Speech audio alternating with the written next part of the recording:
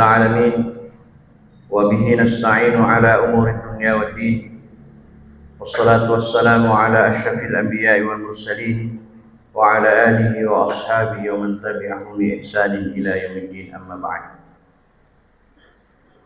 Hadirin wal hadirat sidang jamaah salat subuh Masjid Al-Ikhlas yang dimuliakan Allah Subhanahu wa taala. Dalam sebuah riwayat dari Bunda Aisyah radhiyallahu anha menceritakan kepada kita bahwa pertama kali diwajibkannya puasa di bulan Ramadan, tepatnya di bulan ke-18 hijrahnya Rasulullah, di bulan Sya'ban, ke kota Madinah.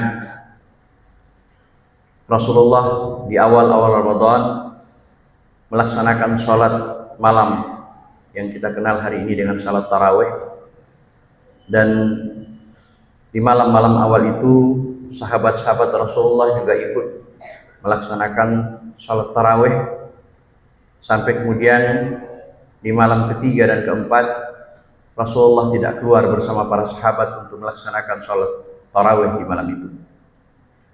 Maka di siang harinya Rasulullah menyampaikan kepada para sahabat bahwa saya tahu kalian berkumpul tadi malam untuk ikut sholat bersama saya, tapi saya tidak keluar karena saya khawatir kalau saya keluar tadi malam maka sholat tarawih itu menjadi wajib buat kalian.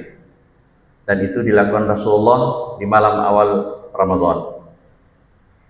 Hadirin yang dimuliakan Allah, maka dari hadis ini menunjukkan betapa malam-malam Ramadan ini adalah malam yang sangat patut untuk kita hidupkan. Maka karena itu dalam sebuah hadis Rasulullah SAW menyampaikan kepada kita, dan kita sudah hafal hadis ini, man qama ramadhana imanan wa ihtisaba ghufira lahu ma taqaddama min dhanbi. Barang siapa yang menghidupkan malam-malam Ramadan dengan melaksanakan sholat sunnah tarawih, maka akan diampuni dosa-dosanya yang telah lalu. Nah, dari hadis ini menunjukkan betapa Allah dan Rasul-Nya memberikan kepada kita sarana terbaik buat kita untuk memperbaiki diri kita di bulan Ramadan, di samping kita melaksanakan ibadah puasa. Hadis yang kedua yang menunjukkan betapa utamanya sholat tarawih yang kita lakukan di malam-malam Ramadan itu, ketika Rasulullah SAW bersabda dari hadis Abu Dzar Al-Ghifari, riwayat Anas bin Malik, riwayat An-Nasa'i, Rasulullah SAW bersabda, man qama ma'al imam hatta yansharif kutiba lahu qiyamul lailah. Barang siapa yang berdiri melaksanakan sholat berjamaah bersama imam, baik itu di malam-malam Ramadan sampai imam itu selesai melaksanakan sholatnya, maka kata Rasulullah SAW, kutiba lahu qiyamul lailah. Pahalanya sama seperti orang yang melaksanakan ibadah sholat satu malam penuh. Jadi ini merupakan hadis kedua yang memberikan kepada kita keutamaan kita menghadiri sholat di malam-malam bulan suci Ramadan.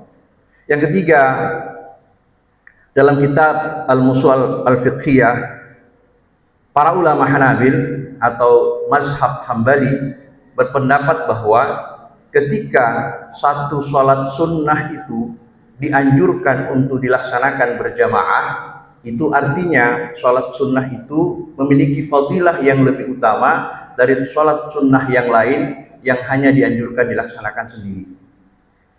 Salah satu contohnya adalah sholat khusuf. Sholat khusuf itu ketika terjadi gerhana, itu salah satu sunnah yang dianjurkan Rasulullah untuk kita laksanakan berjamaah di masjid. Ini menunjukkan keutamaan atas sholat sunnah tersebut. Bahkan para ulama mengatakan bahwa ketika sholat sunnah itu dianjurkan dilaksanakan secara berjamaah, maka sesungguhnya kedudukannya mendekati wajib. Maka karena itu ketika kita dengar hadis di awal tadi, sesungguhnya Rasulullah ingin menyampaikan kepada kita, seandainya malam ketiga atau keempat Rasulullah keluar pada malam Ramadan itu, maka bisa jadi tarawih yang kita laksanakan malam hari ini atau setiap malam-malam Ramadan itu bisa jadi diwajibkan oleh Allah Subhanahu wa taala.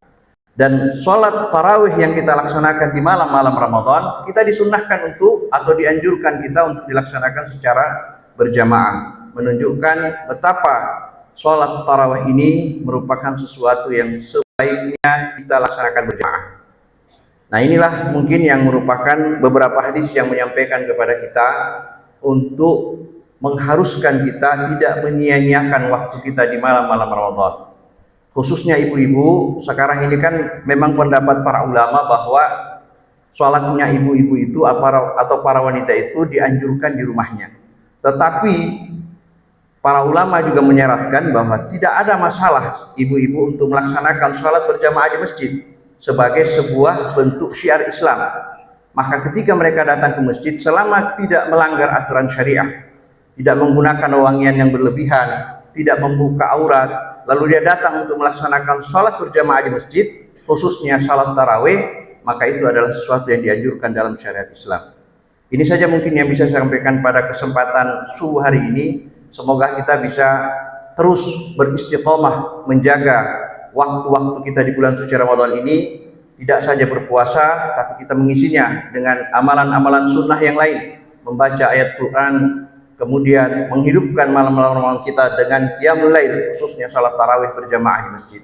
Mohon maaf bila ada kekurangan. Akhirul kalam.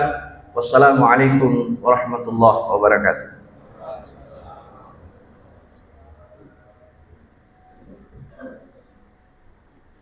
Allahumma